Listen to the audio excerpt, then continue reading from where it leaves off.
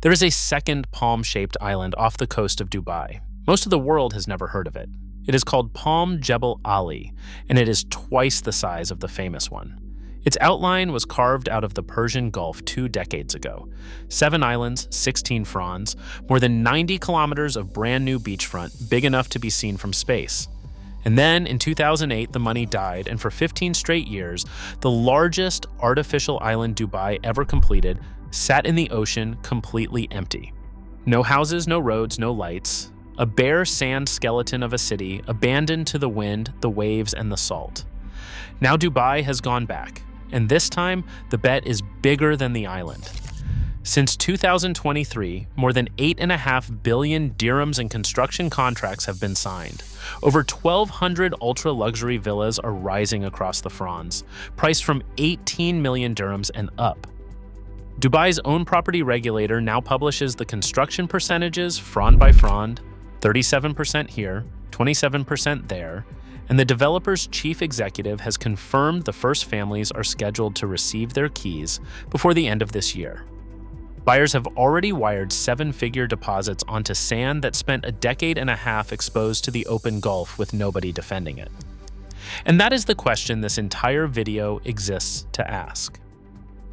Because in this series, we have now watched what happens to Dubai's reclaimed sand under every possible condition.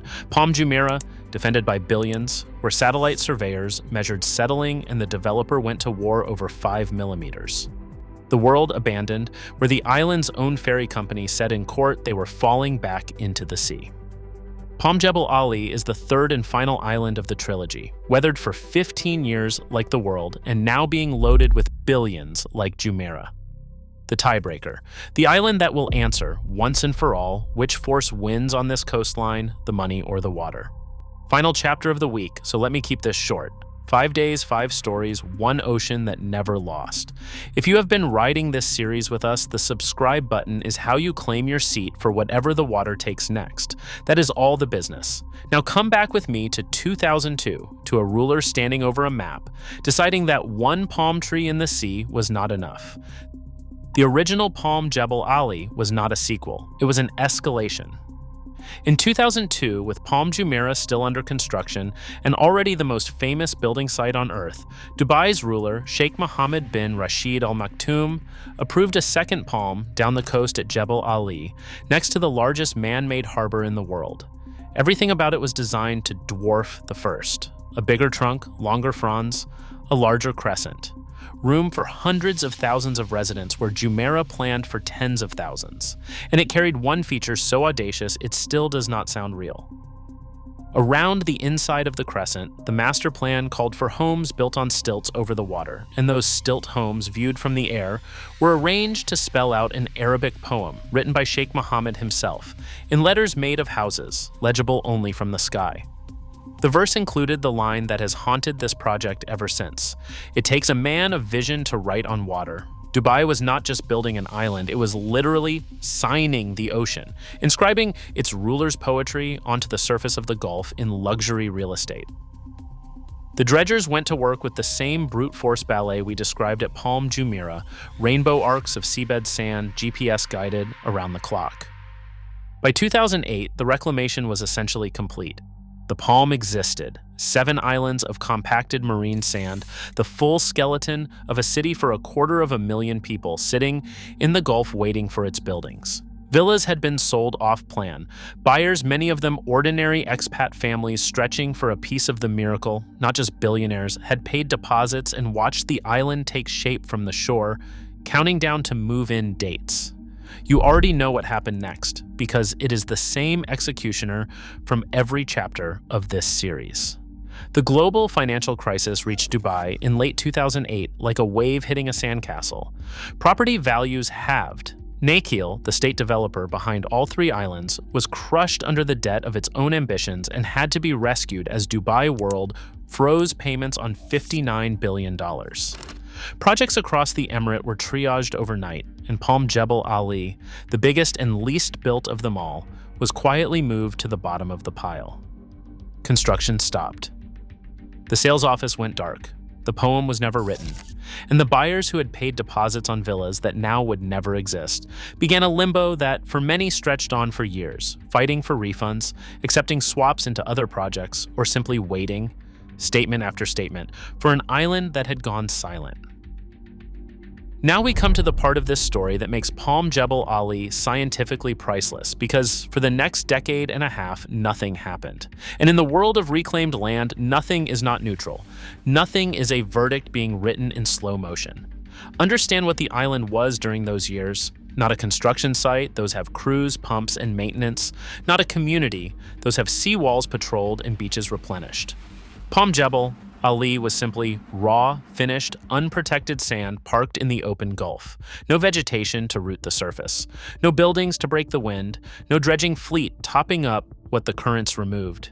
Just the full menu of everything we have documented in this series: longshore drift shaving the edges, chamal storms twice a year hammering the exposed fronds, channels silting, sand migrating, running uninterrupted on a completed island for 15 consecutive years. Satellite images across that period show the palm holding its shape far better than the world held its map. Jebel Ali's fronds are massive, its crescent breakwater real, its engineering as serious as Jumeirah's.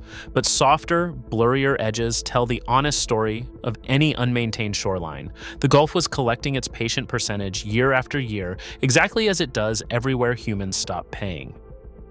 Fishermen and passing boats described a surreal landscape, kilometers of pristine private beaches with no footprints, a city-sized silhouette with no city, the largest empty waterfront on Earth. And it is worth pausing on how strange that was for Dubai specifically, the city whose entire brand is momentum, where impossible things get finished. For 15 years, anyone flying in could look out the left side of the aircraft and see the biggest unfinished promise in the Emirates' history: a palm tree the size of a district, drawn in sand with nothing on it. Too big to hide, too expensive to finish, too valuable to surrender. The tide came in and out roughly 10,000 times. Dubai said almost nothing. Now live one of those 15 years from the inside, because thousands of families did. Imagine it is 2008. And you have put your savings down on a villa on Fronds, floor plan on the refrigerator, kids' bedrooms picked from a rendering. Then the sales office stops answering, and the news says the developer is being rescued by the government. Year 4, you are offered a swap into a different project somewhere inland that is not the island you dreamed of. Year 10, your children are teenagers, and the frond where their bedrooms were supposed to be is a sandbar on Google Earth, unchanged since the last time you checked. Nobody stole anything from you exactly. The paperwork all held. The island simply stopped and took a decade of your family's future with it. Multiply that household by the thousands, and you understand why, in Dubai, the words Palm Jebel Ali carried a very particular silence for 15 years. Then the 2020s arrived, oil money surged, the pandemic sent the world's wealthy hunting for beachfront, and Dubai's property market caught fire again, prices ripping upward quarter after quarter, records falling monthly. And in May 2023, Sheikh Mohammed, the same ruler who had approved the poem 2 decades earlier, stood over a new master plan and gave the order Dubai had waited 15 years to hear. The palm was coming back. The relaunch of Palm Jebel Ali is the biggest revival of an abandoned mega project anywhere on Earth right now. And unlike the announcements of the boom years, this one comes with receipts you can audit. The new vision: an island twice the footprint of Palm Jumeirah. 7 islands, 16 fronds, around 90 kilometers of new beachfront, planned for roughly 35,000 families. In 2024, Nakheel awarded 5 billion dirhams in contracts for more than 700 villas, the beach and coral collections, across fronds K through P. In April 2026, another 3.5 billion followed, 544 more villas across fronds A through F. Call it 8.5 billion dirhams of signed contract-backed construction, well over $2 billion, with roughly 750 million dirhams of roads, power, and utilities scheduled for completion by the end of this year, and a new bridge tying the island directly into Sheikh Zayed Road. And here's the detail that makes this chapter fit the confirmed data spirit of this series. You can watch the resurrection happen in percentages. Dubai's real estate regulatory agency inspects the fronds and publishes the numbers, Frond O, over 31% complete at the January inspection, over 37% by the developer's March reading. Frond K, around 25 to 27%. Frond P, 15 to 20. Meanwhile, newly launched Frond F stood at 1.29% this July, bare enabling works, a register that runs to a Q4, 2028 handover. Superstructures are rising, facades are being finished on the earliest units, show villas are open, and the chief executive of Dubai Holding Real Estate confirmed it to the press this June. The first handovers begin before the end of this year. After a decade and a half of silence, families will be moving onto the Ghost Palm within months. But study the new master plan next to the old one, and you notice what did not come back. The stilt homes on the crescent, gone. The water homes, gone. And the poem, the verse about writing on water, the signature of the whole original dream, erased from the plan entirely. Analysts who compared the two designs put it perfectly. The 2002 island and the 2026 island share a name and a stretch of coastline, and almost nothing else survived the redraw. The resurrection is real, but it resurrected the sand, not the dream. What rose from the dead is a more careful, more conservative, more sellable island, a Palm Jebel Ali designed by accountants who had read the autopsy of the original. Even the poetry was value engineered out. It turns out you can write on water. The ocean just charges by the word. Which brings us to the real subject of this video. Not the villas, not the fronds, but the wager underneath them.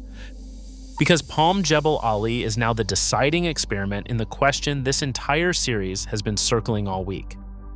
Consider what Dubai's 3 islands have already proven. Palm Jumeirah showed that defended sand can hold, at the price of a permanent maintenance subscription and a satellite dispute over 5 millimeters a year, that the developer fought like a war. The world showed what undefended sand does, dissolving borders, silting channels, a courtroom confession. And Palm Jebel Ali now combines the two histories into one test no engineer could have designed better. An island that endured 15 years of the world's neglect, about to receive 15 years of Jumeirah's money. Weathered like the ghost, funded like the trophy. Whatever happens here settles the argument. The builder's case is genuinely strong, and honesty requires it stated plainly. This sand has had 2 decades to consolidate. The settlement that plagues fresh reclamation has largely already happened, which ironically may make Jebel Ali's ground more stable than Jumeirah's was at handover.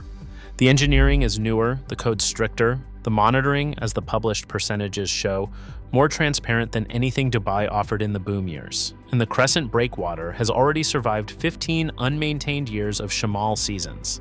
Its own full-scale stress test passed. But the case for caution writes itself from this series' own chapters. Today's buyers are wiring 7-figure deposits onto reclaimed marine sand, meters above a rising gulf, on the very coastline where satellite radar and courtroom testimony have already told us how this material behaves across decades. They are buying into a market that just recorded its first quarterly price decline since 2020, with construction costs reported up around 30%. The exact kind of cycle that orphaned this island the first time. And above all, they are accepting the one contract term the ocean always inserts and no lawyer can strike. The island stays an island only for as long as somebody keeps paying. Palm Jebel. Ali has already shown the world, once, in high definition, over 15 documented years, exactly what happens the moment the payments stop. So the trilogy is complete, and the scoreboard reads like a fable.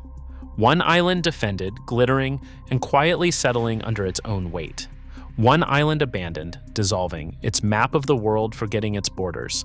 And one island resurrected, 15 years dead, now rising again, on billions in contracts and the shortest memory in real estate. Same gulf, same sand, same developer. 3 different answers to one question, and the water grading all 3 papers on the same curve, forever. And step back one more level, because tonight, this series closes its first full week. 5 chapters, 1 law. Dubai built land from the sea, and the sea began collecting.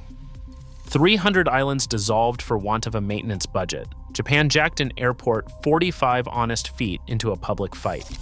Jakarta loaded the moving trucks. Saudi Arabia drew the future in mirrors, and arithmetic filed it away. Nature extends unlimited credit and always, always collects. Palm Jebel Ali is where that law gets tested next in real time, with real families holding real keys before this year ends. Maybe the accountant's island succeeds where the poet's island stalled. 20 years of consolidated sand, modern engineering, and Dubai's unmatched refusal to lose holding the Fronds above the water for a century. Or maybe, somewhere down the decades, another crisis arrives on schedule. The contracts pause again and the Gulf resumes the collection it graciously suspended in 2023. The island has already lived both futures once. It is the only place on Earth that has. So close the week for me with your honest answer, and I want the veterans of all 5 chapters on record. Palm Jebel Ali, the greatest comeback in the history of real estate, or the most beautifully documented second attempt at the same mistake? And the only question that ever mattered on this coastline, 18 million dirhams, a private beach, your name on a frond, knowing everything this series has shown you about sand, money, and water, would you sign? The comments are open, every single answer gets read, and next week, the water takes us somewhere new.